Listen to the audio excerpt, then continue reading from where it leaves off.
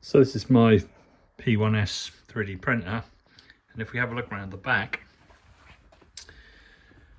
we find all this stuff.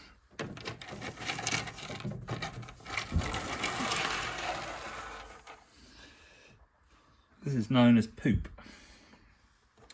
It's all the stuff that the printer purges out. There is loads of it. So what's the answer to this? Well, a poop chute, of course. So I've 3D printed this one. There are loads of different types you can find, but I just like the look of this one. It attaches to the back of the printer with 3 magnets. Got some 8x3, they're 8mm by 3mm magnets. Put 3 in here, and then there's 2 more. So this tray is removable.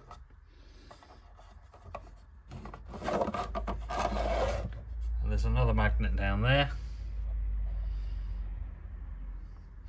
And there's also one on the back of the tray there. So I'll clear up that mess behind the printer and we'll get it attached. So that's all the mess cleared up. This is where it comes out. There's a little chute down the back coming out there, and it just literally falls out onto the bench. So the chute will attach to the back. It's just got those magnets there. It's got a little radius corner down in here to match the radius on the printer. I've noticed my printer's got a little mark on it. I don't know how that happened. So that just literally snaps on to there. So it should now come out of that chute, down here and into our tray. I'll turn the printer back around. So you can just about make out the chute at the back there. And the drawer will then snap in like that. So that'll just sit there at the back, and then whenever I feel like it or whenever it gets full, I can just pull this out and we could take this off to the bin. So that's emptied out, put it back in. Don't know if I like it down there in the back like that, but I mean, it solves the problem and it's reasonably neat and tidy. Give you a quick whirlwind tour of the printer and the AMS. This is new to me. I'm sure all of you guys are well familiar with these, and I think now they're even out of date. This is the P1S Bamboo Lab. I believe there's the P2S is out now, so it just shows how quickly these things become out of date. But for me, this has really changed how I work. I was using the old CR10 before, which is on the floor behind me. It's just tucked away in that bag for now, until I can find a home for it or give it away or throw it away. I think I'll keep it because it's got the larger bed size.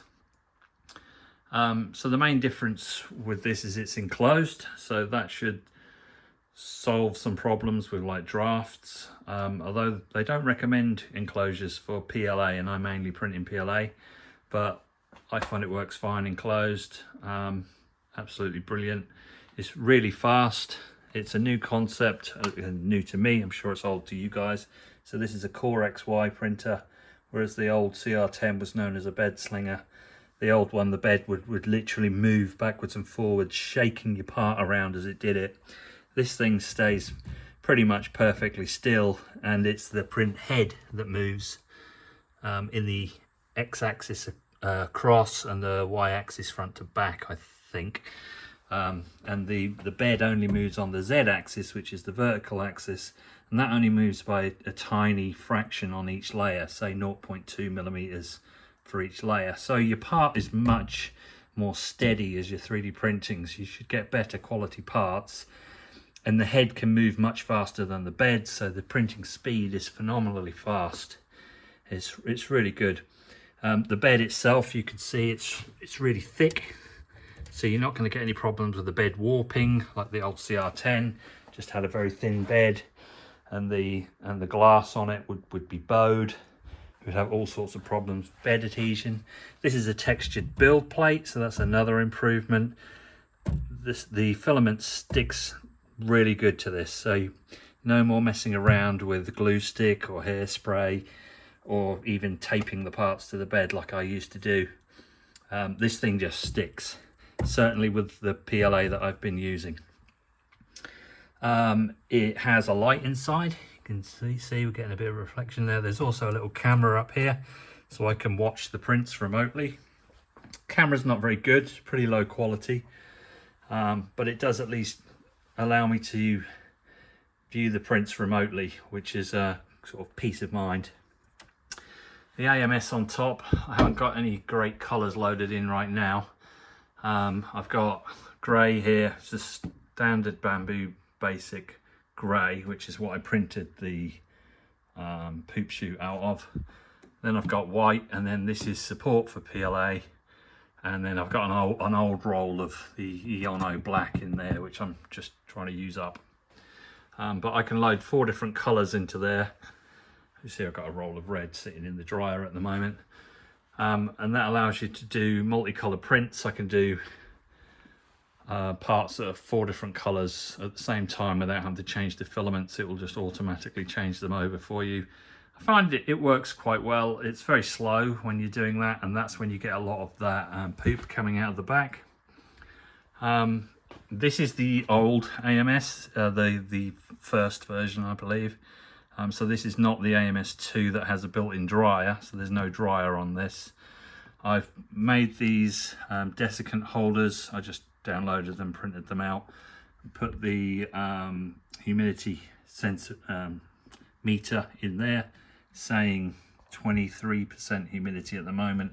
I can get it as low as 21, and then after a few days the desiccant starts to get moist, and it gradually starts to increase. So I believe I need to recharge the middle one. They're color-coded beads. They're orange when they're dry, and they're green or almost black when they're wet. And you dry them in the microwave. Hence, we've got a microwave down there on the bench. I've already microwaved these 4, but I haven't done the middle one here. I think that's why the humidity is starting to increase a little bit. But it is very effective. Let me just show you. I've got a couple of spare humidity meters here, and it's in this garage. It's 55% humidity at the moment. Now, about a month ago, it was about 60% humidity in here. So in the ambient, it was 60%, and then inside the AMS, I had it down to almost 20. I got it to 21%. So they are very effective. I think that's about it, all I can say at the moment. So yeah, that was the the poop chute. Thanks for watching, and I'll see you in the next one.